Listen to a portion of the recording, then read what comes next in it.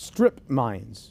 Not strip malls, strip mines. These are the ones where they come in with the big trucks and they just like take away the entire hillside looking for valuable minerals or metals or gems or whatever else. And then I remember watching the cartoons where the little sheep just came in and they ate the whole mountain. There was nothing left of the grass, just a big pile of dirt. But everywhere they went, that's kind of what the world looked like. And I realize now, at this age in my life, where my hair is more white than it is any other color, and I've been around a lot of people, there are humans just like that, and some of them call themselves leaders. That's what I want to talk about in this episode of Leading Leaders. Stay tuned. Master the Story Power method to captivate your audience, improve workplace culture, and 10x your fundraising. Scan the QR code to book your first coaching call or visit storypowercoach.com.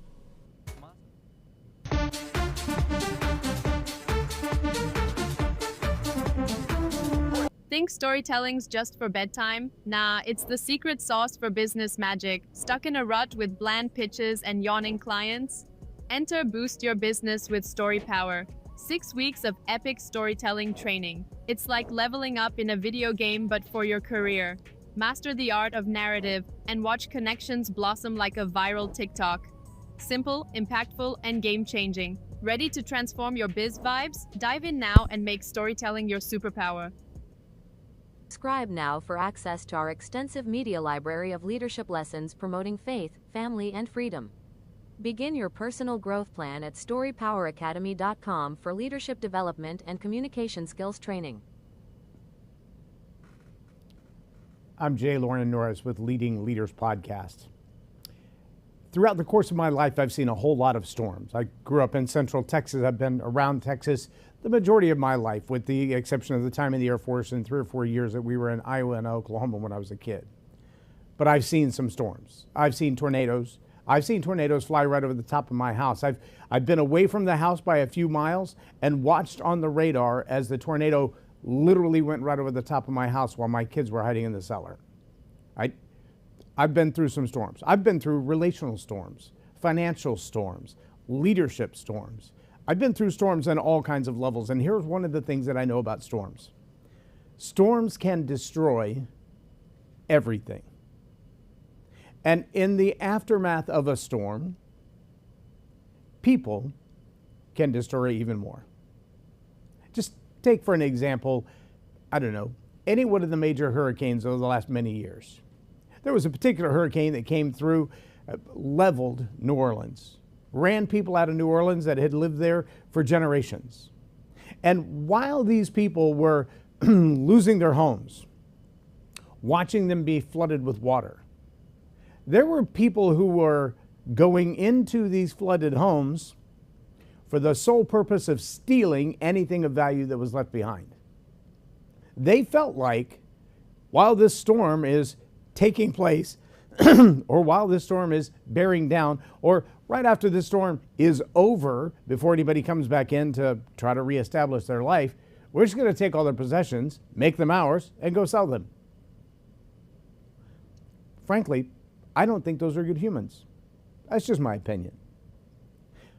But if you think that only during a hurricane does that happen, see, a lot of the people that were displaced because of that particular hurricane, they ended up in a football stadium, tens of thousands of them in a football stadium, in a makeshift tent, if you will. And various NGOs and nonprofit organizations, local churches, even government entities were doing all they could to provide for them, to make sure they got the medical care they needed, to make sure they had food, to make sure they had shelter as the waves of the storm continued to come. And for several days, that worked out fairly well, until inside the stadium, the Superdome, crime was on the rise. Violent crime, petty theft, assaults. It was insane. All of these people are victims together at the same time of the same storm, and they're victimizing each other within this realm. I've seen tornadoes wipe out a town. I lived in Austin when the tornado came through. Was it Gerald, Texas, I believe was the name of it. One of the very few EF5s. It was so weird because we watched it on the radar coming south. you almost never see storms moving south in Texas. They're almost always moving from southwest to northeast. That's just the way that jet stream brings them through. When you see them moving south, you should really be watching those because they're about to do something crazy. That storm that went through Gerald, Texas, erased foundations. You could go where the street used to be, the asphalt was gone. The gas station, it didn't rip the roof off. It didn't knock the poles down. It didn't destroy the structure. You couldn't find anything other than the holes in the ground where the tanks once were. There was so much volatility, it just wiped everything out. There was nothing left. Hurricanes do the same kind of damage. Tornadoes, blizzards. If you see the aftermath of a blizzard where everything has been frozen solid and the pipes are broken and things are crushed under the weight of the snow and people get buried and there's no heat, and for days the aftermath of this storm just kind of lingers. If you've ever been through a storm like that in your life, you know what I'm talking about. But I want you to take some of the realities of those storms. We've seen in the last, dozen years or so, at least half a dozen movies about storms. And I don't just mean the documentaries where they talk about these major storms that are notable, that everybody in the world is familiar with, the hurricanes, the Fukushima, the actual result of the tsunami caused by the earthquake off the coast, which eventually leaked radioactive stuff into the ocean off the coast of Japan. All of these are the storms of life. But I want to shift for a moment and talk about who comes around in the storms of life. All right, so we've seen a whole series of various movies. Twisters was one of those. I can't think of the name of some of the other ones. Twister 2, I think, was actually an offshoot of the first Twister movie. And they were movies about storm chasers. We used to love to watch the documentary series on storm chasers where they actually went out, I believe it was Netflix, went out with a bunch of guys that they were literal storm chasers. They built cars that looked like turtles so they could go right up to the storm, drill holes in the ground to hold themselves still, and the wind would blow them around. And you could see it on the video camera. They're being battered by the storm. They're in the middle of the storm. The storm didn't chase them down. They chased the storm down. And some of them, their agenda is, I want to get close enough to this storm to understand where they come from and why they do what they do, and how do we create better early warning systems, and how do we build structures that will survive through these storms, and how do we keep people from being in harm's way? How do we tell them early enough to get out of the way? All of the research, if you will, that's being done by storm chasers provides some great scientific data to make better decisions with. To understand, how does the Doppler radar work? If we see the hail core, what does that tell us? If we see the sky change colors, what does that tell us? Well, you could probably ask a 70-year-old farmer that lives on the Oklahoma plains, and he'll give you some warning signs about the sky changing color and that little hook that hangs down. When you see the tail of the clouds, it's time to find a hole in the ground and get in it. Those little things are pretty good warnings, but you got to see those. How do you tell 100 people that aren't looking? And so storm chasing is an industry.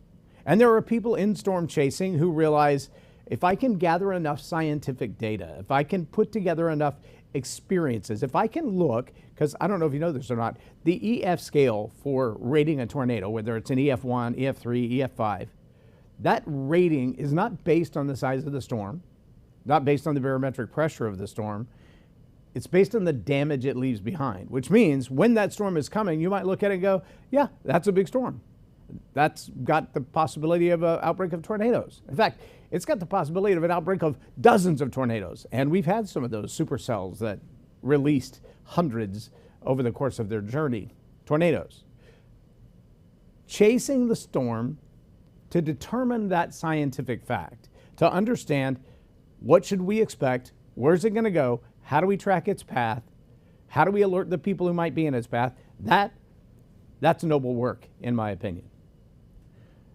But on the season that we saw all these storm chasers being highlighted and being documentaries in the face of the not mainstream news media, but just getting their day in the sun, we also saw a bunch of people go out there who were not necessarily worried about the scientific data. I mean, they were capturing the data, but they were much more concerned about their moment in the sun. They were much more concerned about sponsors and ads and ad revenue and having somebody's business names plastered on the side of their truck while they're out chasing the storm. And so suddenly we move from we're chasing the storm to better understand it to we're chasing the storm because there's money in it. And then we know that there are those who, when the storm has passed and safety has arrived for what that's worth, like DRAT, the disaster recovery team that goes out after the hurricanes have hit or the tornadoes have hit or the floods have hit, and they help find survivors, and they help find those that we've lost, and they help rebuild a community, and they dig people out of the mud and rebuild structures and put barns back together and provide first aid and provide food and shelter during the time of the rebuild. And those, in my opinion, like the storm chasers looking for the scientific research, those are noble people. And then you have those, after the storm is done, the rescue is done, people are trying to get back to normal life, but they got this giant, enormous hole in their roof. That there are those people who come in and say, we'll help you build this, we've got the right tools, we've got the right techniques, we've got the right skill sets, we've got good pricing, we've got loyal customers, and we'll do a good job rebuilding your house, putting the roof back on, et cetera, et cetera. And many of those are noble people as well. And then you have storm chasers that are more like ambulance chasers. They literally watch with their laptop where the pattern of the storm went, and they build their sales calls on that storm path. They know who received hail damage even if there was no tornado, even if there were no real high winds. If, little chunks of ice fell from the sky, there's a good chance you have damage to your roof. It's not bad at that point. What's bad is when they climb up on your roof, and although there is no visible damage, they come back down with a sales report that you're going to have the whole roof replaced. And because you're in the path of this storm, there's sufficient evidence that your insurance company will be glad to pay for that. In fact, we'll help you a little bit with the deductible. We're going to get a large chunk of money from the insurance. And then from there, even there's a divergent in the path where some will actually do the work, buy the materials, and fix your roof, some properly and some not. And then there's some, like a friend of ours who was hit by one of the tornadoes that went through North Texas a few years back. They got the check from the insurance. The guys took the money to go buy the materials, $20,000, $30,000 worth of materials, and never came back again. I want to lay this analogy out for you because I want you to understand that in every storm in your life, it doesn't have to be a tornado, a flood, or hurricane, a blizzard, an earthquake. It doesn't have to be any of that. It could be, I recently went through a divorce. I recently lost someone in my life. I recently had a medical challenge where I spent several days laid up, unable to work, and so now the financial storm is following the health storm. If you've had one of those seasons, you know exactly what I'm talking about. My sister was one of those who had a motorcycle accident and completely derailed her life for a significant period of time. Life-altering injuries, career-altering changes in her life because of one accident. That one accident was a storm. And it seemed at the time that the storm came, we lived through it, everything's going to be okay. No, because this storm altered direction. A widow has an altered direction. A divorcee often has an altered direction. A company like Enron, how many people went through that storm? Some had a legal battle on the other side of that storm. Some went through that storm and their financial world was done. They were wiped out. All their savings, all their 401k, everything that they had ever believed would be their future, gone. Wiped out like the gas station in Gerald, Texas. You can't even find the foundation. You can't go back to the place where it used to be. There's nothing to rebuild. You're starting over from scratch. There are companies where a bankruptcy, for an example, has left everyone at the lower level of the company without a job and no prospects and no opportunities. And unfortunately, when you're tied to something like an Enron, that disaster isn't just focused on the people who ended up doing jail time. or the ones who faced legal regulations and sanctions, et cetera, et cetera. If that name is on your resume, you get a side eye from certain people when you're going forward. And so it's almost like you have the stain of the storm, even though you didn't cause the storm, you just survived through it. The stain of the storm is still on you. There's a place where I used to sell Yellow Pages advertising. Actually, I was in marketing by the time I got there, but Portsmouth, Ohio. It's on the Ohio River, on a very strange bend of the river where the river's going south, then it goes north for several miles, and then back south again. And in that little jut, that north-south loop, it's almost like its own peninsula. In that little peninsula, floods are so common. This is no exaggeration. I don't think I have a cell phone with the video at the time, but I remember taking pictures of it that belonged to the company that I worked for at the time. There were people whose businesses and residences had been flooded so consistently, so regularly, every season, every flood season, May to July, every year for several years, the water reached within 2 or 3 inches. No exaggeration. The stains were still on the walls. They had not replaced the drywall. They had not ripped down the wallpaper. You could still see the studs that had been washed bare of sheetrock, drywall, flooring material. And when you walked into some of these shops, right there on the main street, they just left the hardwood that survived the flood. They just left the walls. And from about waist high all the way up, beautiful. And from waist high down, you could see the watermark level where there had been a flood at a certain level, maybe it was 30 inches deep. And then the next year, a different color of sediment washed in, and it was maybe 20 inches deep. But you could see the marks on the wall. The residue of the storm was left in place. Sometimes those are emotional scars. Sometimes those are relational scars. That's just the way we cope with life going forward. These storms hit us. I was sexually assaulted at 9 years old. My parents divorced when I was 5 years old. My stepdad died before I was 12 years old. That season of my life from 5 to 12 was a mess.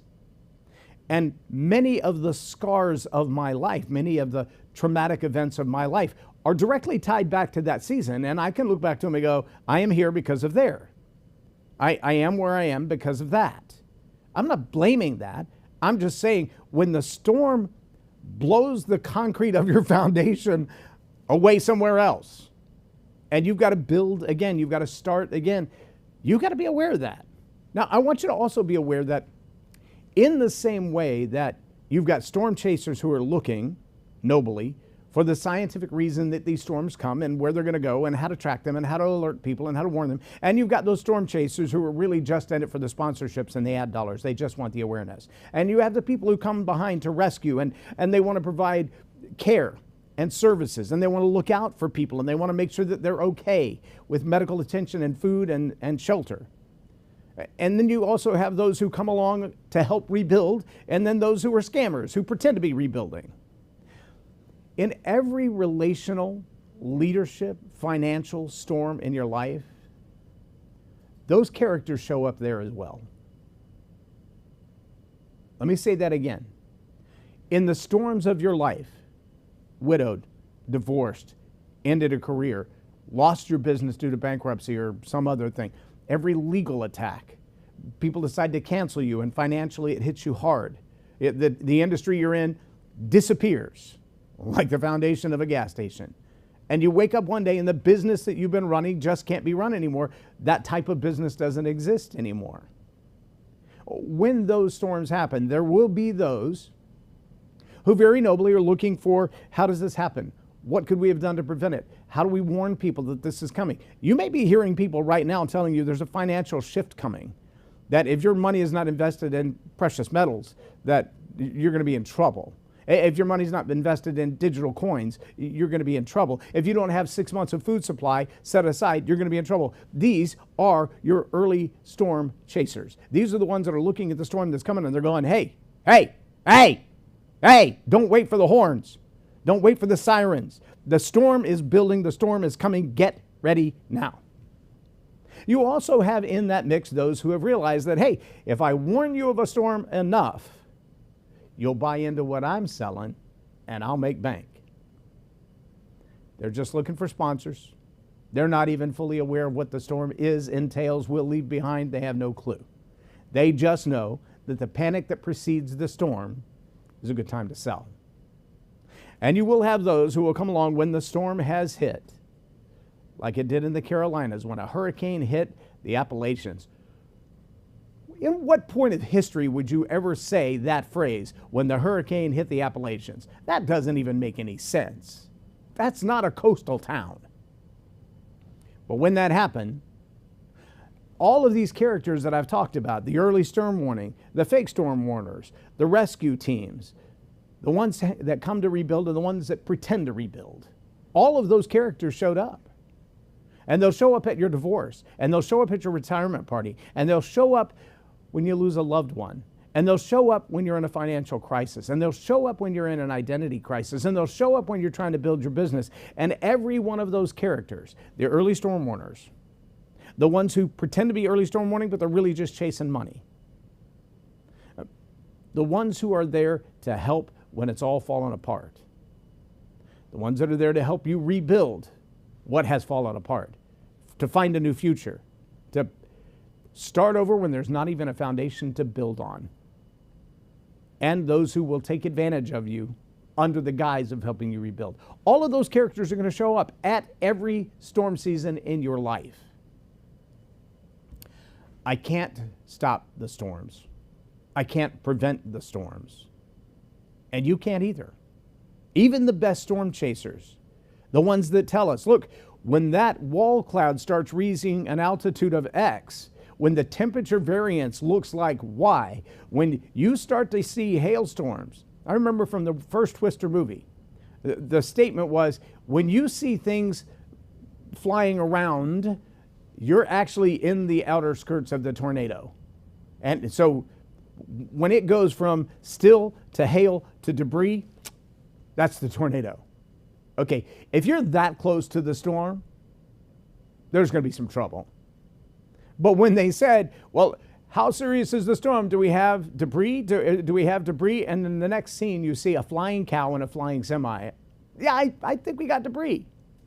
When cows fly and tank trucks fly, we got debris. We have a storm of magnitude in our lives in that moment. And if you're in a place in your life where you can't identify the storm, maybe it's time to zoom out a little bit. But if the cows are passing you in the air, if the semi-trucks are passing you in the air, you are in the midst of a storm, and it's time for you to take shelter emotionally, relationally, financially.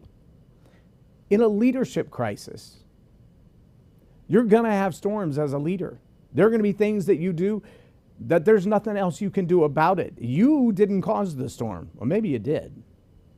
Relationally, there's always somebody who was a big part of that. That's up to you. What were the early warning signs? Who were the people that came in and didn't really provide the warning signs? Let me give you a good example. You ever watch Anybody Loves Raymond? Everybody loves Raymond. Everybody loves Raymond, especially his mother. His mother is not an early warning sign for a storm. She is the storm. If you've watched that show, you know that in the relationship between Raymond and his wife, his mother was kind of the little storm cloud seed that would just show up and stir up and become her own little tornado in their lives. And there's almost always somebody in our relationship trouble like that. Financial trouble, there's somebody like that. In legal trouble, there's somebody like that. There's somebody who's ginning up the storm. There's somebody who's decided, I'm going to play tornado maker and just see what happens. You've got to be able to discern who those characters are, who those players are. When the storm comes, are they early warning signs? Are they telling you genuinely, look out for this, take shelter now, protect yourself in this way, provide for your family in this way? Or are they the ones that are just out there telling you whatever you need to hear to buy the thing that they're selling or promoting? Is the storm past and you're now waiting for someone to help you at least survive until you get your feet back on the ground? Who are the people in your life that do that? Are you that kind of people? Are you the kind of person that's willing when someone else has been through a storm. Look, I'm not going to come jump in the storm with you. That's not my deal. But when the storm is over and you're trying to put your life back together, helping to find your foundation and get your feet back on the ground, I can do that. Or when you're trying to rebuild genuinely, I remember when a friend of ours' house was hit by a storm. They later determined it was an EF5. We showed up at his house the next day. No exaggeration. From the storage unit across the street from them, 12 and 18-inch solid steel pipe with 5 and 6 feet of concrete in the base where they had drilled into the ground, poured concrete into the ground, put these poles in the ground to hold up red iron beams that were 2 feet tall and 10 to 12 inches thick. Those pipes were ripped out of the ground, shredded from the ribbon of the I-beams, and thrown like spears through his house. There was one that went through the second story, through the roof, through the second story floor, into his bedroom, and stuck in the wall only inches above the bed he was sleeping in. We couldn't even pick these things up to get them out of the house. That red iron beam that was 60 feet long was wrapped around the tree like a yellow ribbon. I can't undo storms like that. I can't stop them, I can't prevent them, I can't redirect them. But I can tell you, when you've lost it all and you're trying to rebuild, there's a whole lot more to rebuilding than just getting the debris out of the way and trying to put the foundation back together. Sometimes you're going to have those scars like the Portsmouth flood. They last for decades. They last through the rest of your life, and if you're not careful, generationally into the other lives around you. From a leadership perspective, you've got to be able to discern. Who is it that's giving you the early warning signs? Are you paying attention? When they warn you of the storm that's coming, the financial storm, the legal storm, the relational storm, are you listening to what they're saying? Have you surrounded yourself with the kind of advisors that will tell you honestly, this is what's about to happen, and here's my recommendation to you? If you don't have those kind of strategic thinkers in your life, get some now. Find out who the storm chasers are in your industry, in your business, in your occupation, and get them, if not on your payroll, at least on your speed dial. Understand the difference between those who actually know how to research the storm, know where it's going and how to avoid it, and those who profit from the coming of the storm. You should also know who it is that's going to be there when it's all fallen apart and it's time to rebuild, and you know I can't do all this on my own. 60 plus volunteers showed up at our friend's house. We spent probably 12 hours cutting down a massive 250-foot tall tree that had been snapped at the trunk. But some of the branches of that tree were 20 inches thick. It took a long time just to clear that tree. We ended up with 2 piles bigger than my van where we drug the branches off. That cleanup is not over in a day. It's not going to be in the storms of your life either. When a storm of that magnitude hits you, the loss of a loved one, an unexpected retirement, a bankruptcy, don't expect that you're going to wake up on Monday and everything's going back to normal. It's not going to happen. And sometimes it's not just the structure, it's the foundation that's been completely destroyed.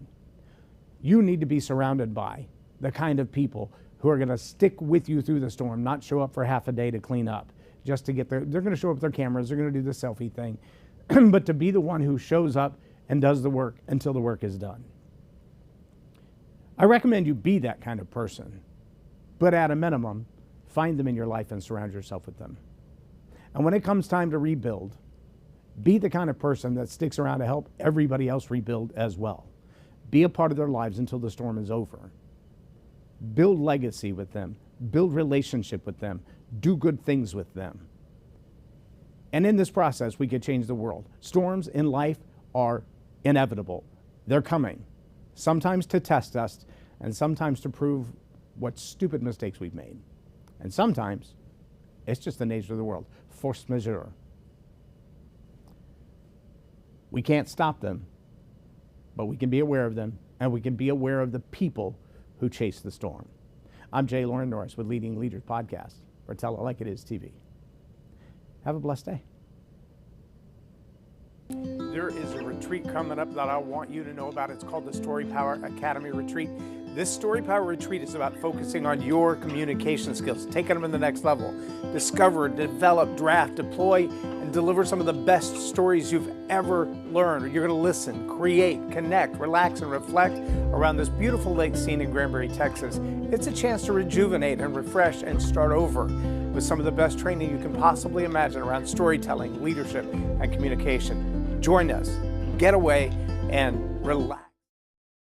Subscribe now for access to our extensive media library of leadership lessons promoting faith, family, and freedom. Begin your personal growth plan at